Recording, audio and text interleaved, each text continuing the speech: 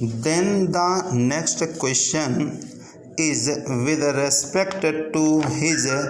being disqualified on the ground that he was interested in government contracts or he was a convicted person and so many other things. In that connection, it was found that this was not a matter which could be summarily disposed of, and ultimately it has to be left in spite of all that is said and done to the election objection which may take place. But I am sure that a man who wants to stand as a candidate to the legislative assembly of a state or to the house of the people will naturally think twice before he applies. So that is the scheme so far as nominations are concerned under this act. The next item refers to expenditure, and honorable members are aware that after the general election, practically every party and every candidate complained that the form of return of election expenses was so complicated that it was difficult for them to comply with it. In the first place, there were some overlapping items or categories. Naturally, when a man stood for election, it was found very difficult for him to find out whether the expenditure was on account of the clerks, messengers, this thing or that thing.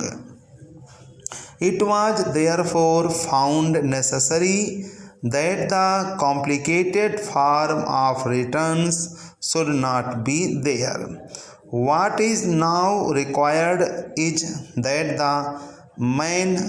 should only keep an account of what he is spending, and there should be some ceiling on the expenditure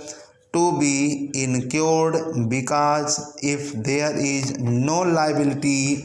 to keep an account, naturally the question of fixing a ceiling would be meaningless. It is from that point of view that some provision has been made in this bill to the effect that he should keep an account and ultimately he should file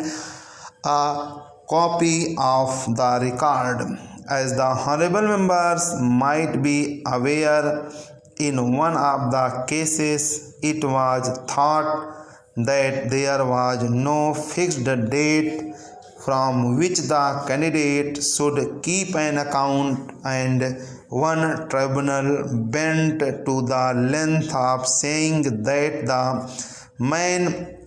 should keep an account from the time when he offered himself as a prospective candidate. Now that difficulty has been obviated by saying that account shall be kept only from the date on which the constituency is asked to return candidates till the date of their election. Then, sir, another important item was with respect to the program of election. One thing that I would like to point out is that formerly the program was rather considered to be too long, and now it has been cut down